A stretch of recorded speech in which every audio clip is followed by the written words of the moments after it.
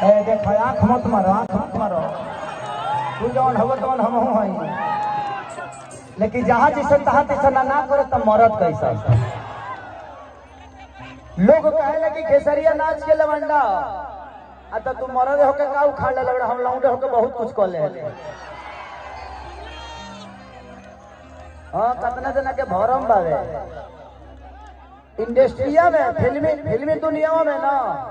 एगो तो परिवार ऐसा बाकी के आगे हमरा बुझेबे न कल कि हम मरद है कि ना है। तो हम एक बार कहबो कनी कि एगो काम कर सकनी के तीनों आके एक बार चेक कर लस।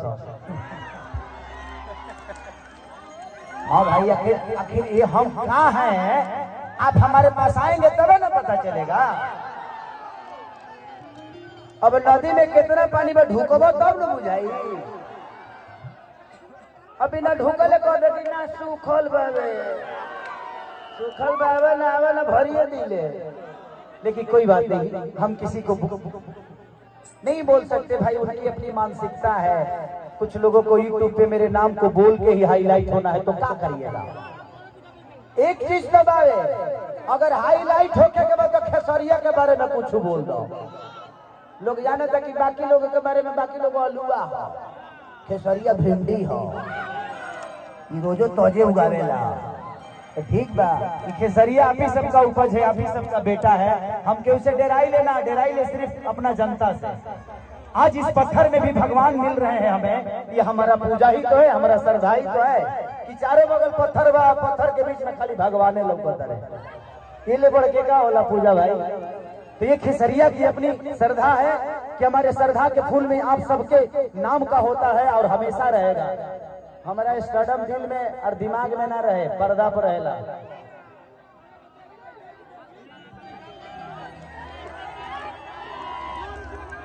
और किलो में ना जो आवेला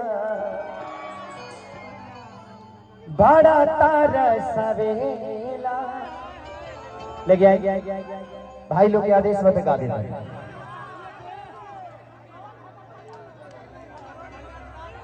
बहत्तर कटनी पुरान हो गई, उहे गई उहे धन्यवाद रे सौती धन्यवाद। अच्छा काहे इसी लागत है कि ते विधवा हो गई बड़ी का भइल बा? इतना उदास कहे तो चेहरा हो गई बा। पहले तू इतना नीमन लागत था कि दिनों में आदमी खड़ा हो जाता ला तरह के देख के। का हो गई बा तोरा बीबी?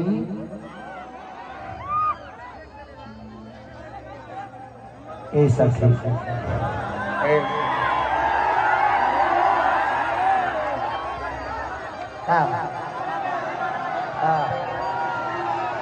मैंने हमार सिस्टम हम छुए तो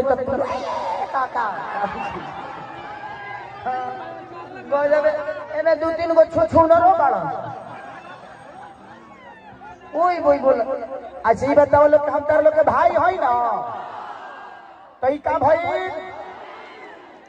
तो हम छुई तो बुझिए लोग के तू ही छुआ ठीक बा ना तो छुए के चाहिए। 2 किलो अरवा चाउर छुआ कहते कि ना तू मत छुओ हम छुए तो 2 किलो अरवा चाउर छू लो, नहीं तो 2 गो पाछा ले बटन छू दो करे के कि आगे बा जवानी में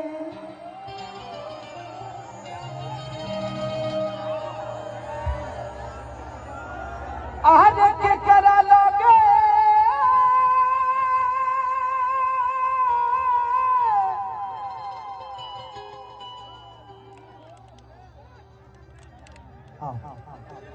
अभी कहीं ना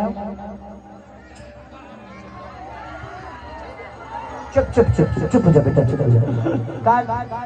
आए पापा का नाम है महेश शर्मा। माई के कश्मीरा देवी। भाई ये कौन आदमी है अपना फिल्म रिलीज करके छोड़ दिया है?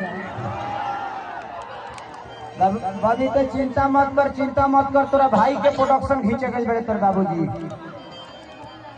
तेरे हाथ में तो कोनो